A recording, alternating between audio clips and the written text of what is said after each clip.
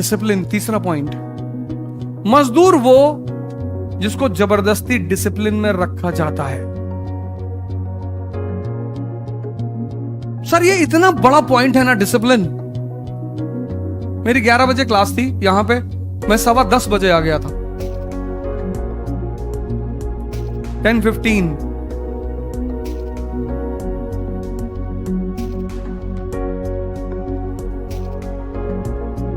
और ये सब मैंने सुधार किया अपने अंदर। ऐसा नहीं कि बचपन से था,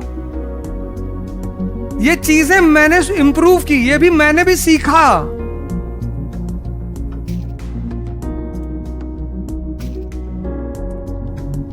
तो अगर मैं किसी से सीख सकता हूं, आप हमसे सीख लो।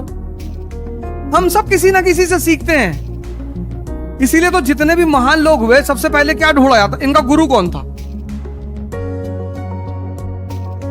बुद्ध खुद से थोड़ी एनलाइटेंड हो गए, किसी ने तो दिशा दी ना। डिसिप्लिन। हिटलर, ऑफिशियली हम कितना भी उसकी पॉलिसियों का विरोध करें, लेकिन पर्सनली जब हम उसको देखते हैं, सर उसका नियम था 3 बजे सुबह उठने का, वो कभी टूटा ही नहीं।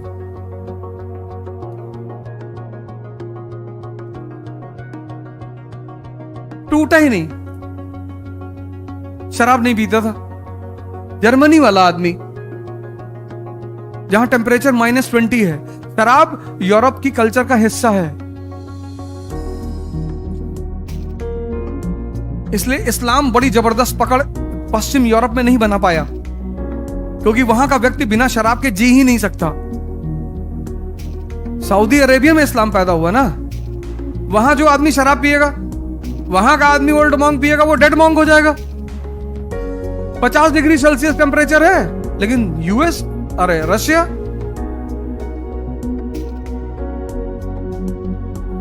डिसिप्लिन। आप 1 साल के लिए एक डायरी बनाओ अपनी, और अपनी डेली की रिपोर्टिंग लिखो, डेली। जैसे अभी वर्कशॉप करने आए थे, तो कुछ लोग ऐसे ही हाथ झुलाते हुए चले आए कि चलो पांडे आओ, कुछ चुटकुला उटकुला सुना जी, आओ चला जाए। सीखने आए हो यार, थोड़ा डिसिप्लिन में आना चाहिए था। एक डायरी ले लेते, एक पेन ले लेते, एक कॉपी ले लेते, कुछ तो ले लेते।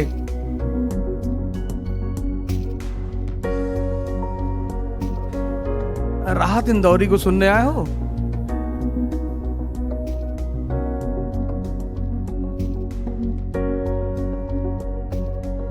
जो आज साहिबे मसनद हैं, कल नहीं होंगे। पता है चचा, हिस्ट्री ही पढ़ाते हैं।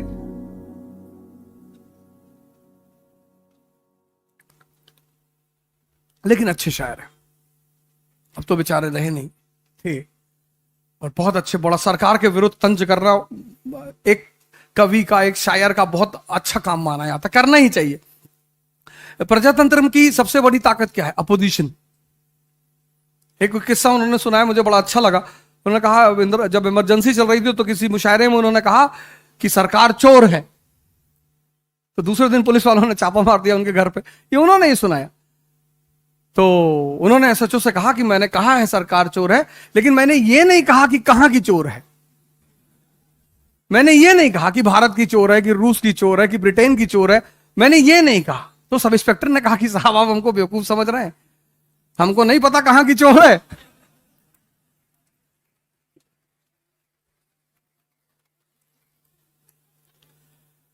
तो ये वाकया उनका बड़ा अच्छा लगा मुझे, और मैं कभी फुर्सत में रहता हूं तो मैं उनको सुनता हूं। विद्वानों के, वो मतलब विद्वान जो लोग हैं ना, विद्वानों से कभी बैर मत करिएगा, कभी भी, कभी भी। पाकिस्तान के एक से एक उलेमा है, मैं उनको सुनता हूं, अच्छा लगता है मुझे।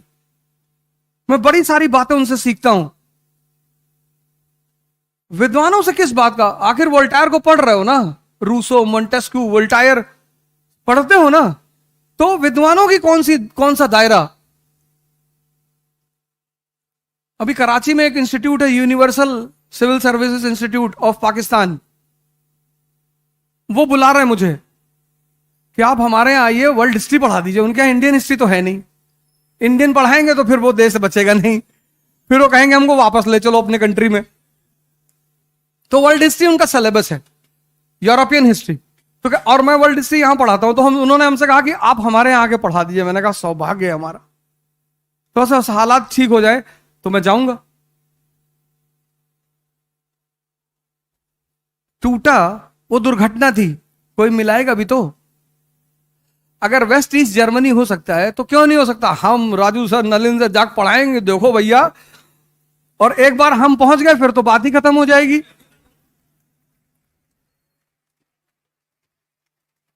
हम पहुंचे तो वहां डिसिप्लिन। आप, ये छोटी बातें हैं, बहुत छोटी। बाकी प्रीलिम्स मेंस इंटरव्यू तो बहुत बाद में आता है। देखिए 2 साल से हैं यहां पे, कितने लोग यहां बैठे होंगे जो 2-2, 3-3 साल से यहां तैयारी कर रहे होंगे। क्या फायदा, क्या फायदा?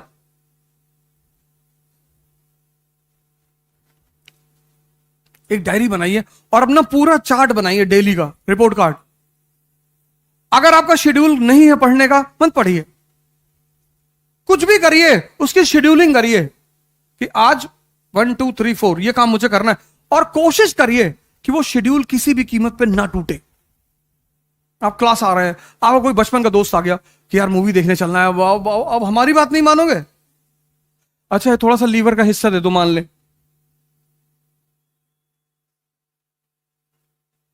ऐसे बड़े सारे वाकयात होते हैं, अब हमारी बात नहीं मानोगे? अब यही सब होगा। अपने शेड्यूल को मत तोड़ो। तुम 1 साल ये बातें करके देखो, अगर तुम्हें रिजल्ट नहीं मिलेगा मैं फिर आऊंगा दोबारा। तुम 1 महीने के अंदर अपने अंदर चेंज देखोगे। चौथी बात, ये तो सामान्य बातें रही, संघर्ष, मन और डिसिप्लिन। अब हम आ जाएं कुछ परीक्षा की तरफ।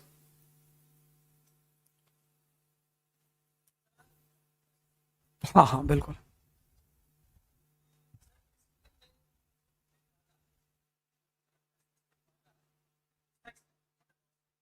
अच्छा अच्छा ठीक है, कोई बात नहीं।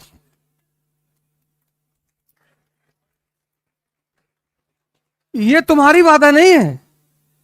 इस इस चक्कर में विश्वामित्र का प्री नहीं निकला।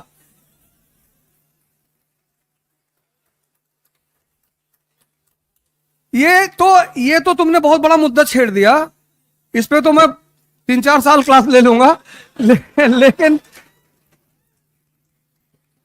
लेकिन उसके लिए तुम्हें थोड़ा सा वेट करना पड़ेगा। मैं एक वीडियो रिलीज करने जा रहा हूं अपने चैनल पे, तो मुश्किल से हार्डली अगले हफ्ते में आ जाएगा। बहुत अच्छा सवाल है, युवा से एक अगर ऐसा सवाल है तो एक मैं आता हूं तुम्हारा क्वेश्चन। ये तुम्हारी बात है, नहीं है। विश्वामित्र भी आईएएस बन रहे हैं, तैयारी चल रही। फिर इंद्र का सिंहासन डोला। फिर इंद्र को लगा यार अब क्या होगा, तो इंद्र ने मेनका को बुलाया। मेनका ने उन्होंने कहा कि बहुत सीरियसली पढ़ रहा है, 15 घंटा डेली पढ़ रहा है ये। अरे बोली कोई बात नहीं, अभी उठा दूंगी इसको जाकर।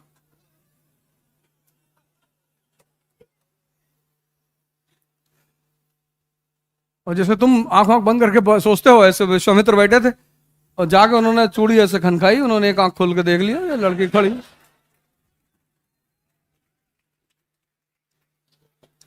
तो विश्वामित्र ने सोचा हमें क्या टेंशन है, हम तो हिंदू हैं, पुनर्जन्म में भरोसा करते हैं, इस अटेम्प्ट में नहीं तो अगले जन्म में। लड़की तो मिल गई।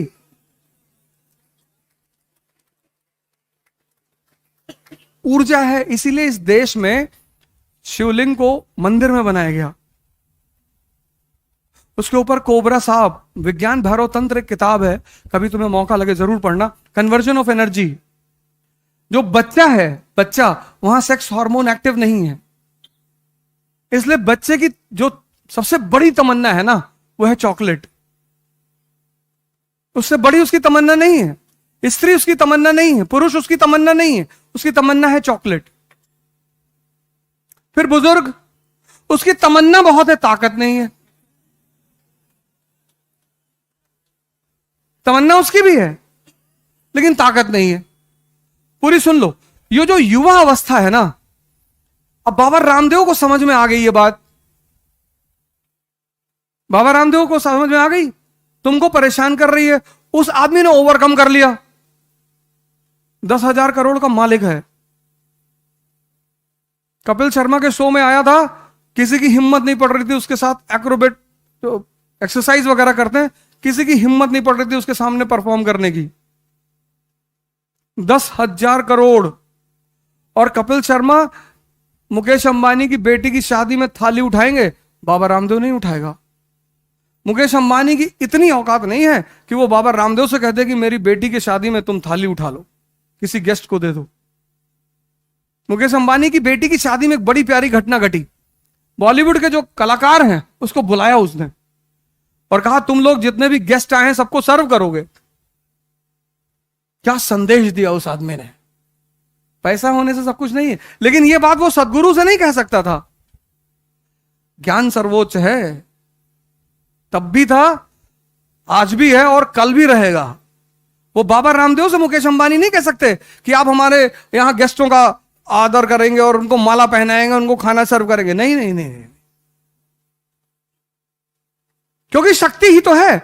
और अगर वो शक्ति, और वो शक्ति एक समय आएगा, इसलिए मैंने बड़े सारे वीडियोस डाले यूट्यूब पे कि कन्वर्जन, धर्म का जो सबसे बड़ा सिद्धांत है वो है कन्वर्जन, लेकिन एक है सूडो कन्वर्जन। खत्म, श्यामलाल बन गया शमशुद्दीन, नाम चेंज करने से थोड़ी कुछ होता है। श्यामलाल बन गया सैमुअल, लेकिन ये सूडो कन्वर्जन है।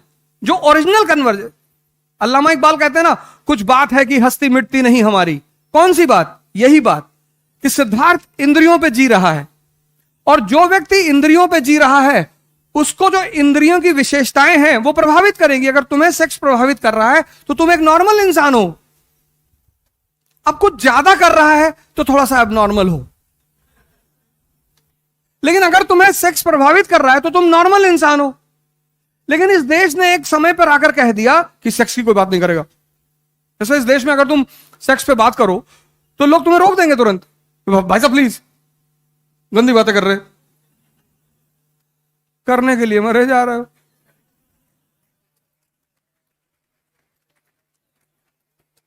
बात तो कर लो। तो वो आचार्य रजनीश ने जब पहली बार वो प्रवचन दिया जिसपे किताब बनी संभोग से समाधि, और अब बड़ा बवाल हुआ इस देश में, भ्रष्ट आदमी है ये। यही एकमात्र देश है दुनिया का जहां दीवालों पे हर जगह लिखा हुआ है निराश पुरुष मिले। तुम इंद्रियों पे हो, तुम इंद्रियों से गवर्न हो रहे हो। अगर तुम सदगुरु जैसे किसी गुरु के पास, किसी, मैं ये नहीं कह रहा हूं, सदगुरु के पास, तुम्हारी चॉइस, तुम्हारी चॉइस, तुम्हारी पूरी तुम्हारी चॉइस, किसी ऐसे आदमी को तुम पकड़ो जो तुम्हें साधना करना सिखा दे। ध्यान, ये मन जो है ना, मन, इसकी कुछ विशेषताएं हैं। जैसे पहली विशेषता, विचार फेंकता रहेगा। कुछ भी, तुम्हें दो चीजें कभी नहीं पता चलती। एक, विचार आ कहां से रहे हैं।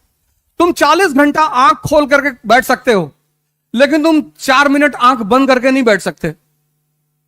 उसकी सबसे बड़ी वजह यह है कि विचार कहां से आ रहे ये नहीं पता। अगर ये पता चल जाए कहां से आ रहे तो हम उन्हें तुरंत पकड़ ले। और दूसरी, कब कौन सा विचार आएगा। मैं क्लास ले रहा था तो एक लड़का उठा और क्लास के बाहर चला गया। अक्सर जाते ही लोग, फिर आया बैठा, फिर 5-10 मिनट बाद फिर चला गया।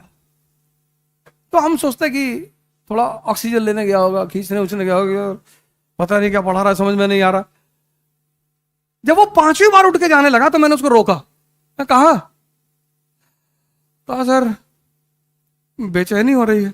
हमने क्यों? कहा सर मुझे ऐसा लग रहा है कि भूकंप आ रहा है। अबे मैंने कहा जब लग रहा है तो हमें भी बता। मतलब तुम इतने दुष्ट आदमी हो कि तुमको लग रहा भूकंप आ रहा है, तुम सोच रहे हो कि बढ़िया गिर जाएगा ईद तो हम निकल ले। और बेसमेंट की क्लास, बेसमेंट की, एक दरवाजा। हमने कैसे लग रहा है? कहा सर विचार आ रहे हैं। हमने कहा हाँ बैठो, मरोगे नहीं, बैठो। जब राम अपने पिताजी को नहीं बचा पाए, भगवान कहते भगवान सब करता है, अपने पिताजी को नहीं बचा पाए, राजा दशरथ को। कुछ नियम है वो शाश्वत है, इटर्नल। तुम्हें इसके लिए साधना करनी पड़ेगी। तुम सबको, यहां जितने युवा बैठे हैं, यही तो भगत सिंह की यूएसपी है। हम में और उस व्यक्ति में क्या फर्क है? ये देश आजाद उन्हीं जैसे लोगों की वजह से हुआ, और आज परेशान है क्योंकि यहां के जो भगत सिंह है उनको सेक्स परेशान कर रहा है। तुम ही तो हो भगत सिंह, जिसकी मां ने तुमसे पूछा कि बेटा शादी कर लो, तुमने कहा हम नहीं करेंगे, हमारी मां गुलाम है, हम शादी। तुम्ही ने तो कहा था, तुम ही तो युवा थे, और कौन था? तुम ही तो थे। फिर तुम ही थे जिसका 4 kg वेट बढ़ गया था मरने से पहले। तुम ही थे जिसने कहा था कि 15 पेज बचा है उसको पढ़ लेने दो, और आज तुम कह रहे हो कि सेक्स परेशान कर रहा है। इसलिए ये देश परेशान हो रहा है क्योंकि यहां का युवा वो भटक गया, उसको रास्ता नहीं मिल पा रहा है। उस क्यों भटका? उसने जीवनियां पढ़नी छोड़ दी, उसने ऑटोबायोग्राफियां पढ़नी छोड़ दी। एक मेरे मित्र हैं, उनके भाई भतीजे राजेंद्र नगर में रहते थे, तब तो वापस घर चले गए। तो उन्होंने मुझसे कहा कि अवध यार जरा उसको पैसा दे दो कुछ। हम पैसा लगा नहीं पाए, कुछ दे दो। तो हम उनके कमरे पे गए पैसा देने के लिए, तो वो कुछ हल्दी और शहद वहद लगाया हुआ था चेहरे पे। तो हमने पूछा कि ये क्या है? कहा भैया चाचा वो हल्दी लगाए हैं, शहद लगाए हैं ना। क्यों? कहा कि इससे चमक आती है। तो उन्हें तुरंत फोन निकाल के अपने वो मित्र को फोन किया। हमने कहा इसको ले जाओ, ये अगर 60 जन्म आईएएस देगा तो भी नहीं होगा इसका। ऐसे कह रहे हो यार? मैंने इसका बेसिक कॉन्सेप्ट नहीं क्लियर है। ये चमक आ रही है पावर की वजह से, यहां क्यों नहीं आ रही, वहां क्यों नहीं आ रही है? जब इतना बेसिक सिद्धांत तुम्हारा क्लियर नहीं है तो तुम आईएएस बनोगे? जहां इकोनॉमी, पॉलिटी, सोसाइटी सबको मिलाकर सोचना पड़ता है। इंटरडिसिप्लिनरी प्रिपरेशन है ये। इस प्रिपरेशन की सबसे खास बात यह है इंटरडिसिप्लिनरी। तुम्हें इकोनॉमी समझ में नहीं आई, तुम्हें पॉलिटिक्स कभी नहीं आएगी, आएगी ही नहीं। यही तो एक खतरा है। हम क्यों बार बार तुमसे कहते हैं एनसीईआरटी पढ़ने का? तुम्हारा बेस मजबूत हो जाएगा। तब तुम बेस मजबूत होने के बाद जब सारे सब्जेक्ट को कनेक्ट करके पढ़ोगे। अफगानिस्तान में स्त्रियों की दशा बुरी क्यों है? क्योंकि वो इकोनॉमिक तौर पर इंडिपेंडेंट नहीं है। पराधीन सपनों सुख नहीं, इस्लाम रीजन नहीं है। इस प्रिपरेशन की सबसे अहम पहलू क्या है? इंटरडिसिप्लिनरी। यहां तुम सेग्रीगेट करके नहीं पढ़ सकते।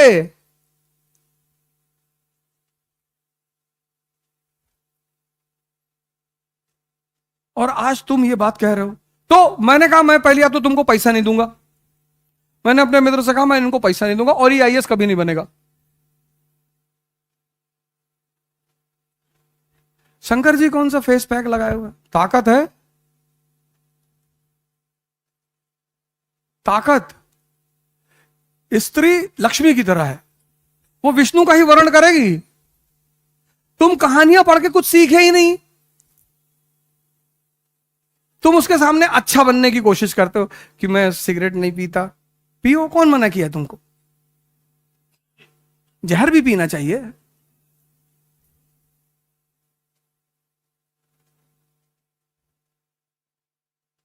समुद्र मंथन से लक्ष्मी जी निकली, देवताओं और असुरों में झगड़ा हो गया, हम शादी करेंगे, हम शादी करेंगे। उन्होंने कहा लाइन से लगा बैठ जाओ, मैं डिसाइड करूंगी। स्त्री हमेशा डिसाइड करेगी। फिर जब दोनों लोग लाइन से डिसिप्लिन में बैठ गए, वो समझ गई पागल हैं। उसने दूर सागर में देखा एक आदमी शेषनाग पे लेटा। उसने कहा ये कौन है? बोले विष्णु है। बोले इसको पता है मैं बाहर आई हूं? बोले पता है। बोले फिर भी? जाकर उन्होंने उनको माला पहना दी। इनविंसिबल है ना ताकत। ये दोनों लोग देखते रह गए और माला ऐसे आदमी को पहना दी जो हमेशा लोड करके रखा हुआ है कि उल्टा सीधा बोले तुरंत डाल देंगे खटाक से।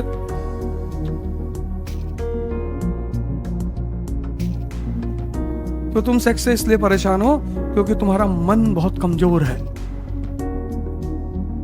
तुम्हारे पास कोई इतना बड़ा गोल नहीं है जो इस छोटी सी चीज को ओवरशैडो कर जाए।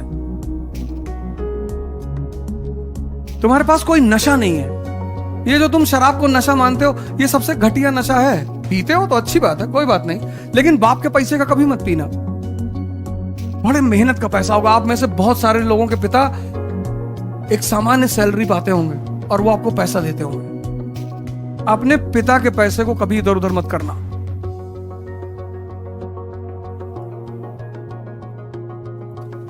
हम भी तो मिडिल क्लास से है ना। हमारे पिताजी पोस्ट ऑफिस में थे,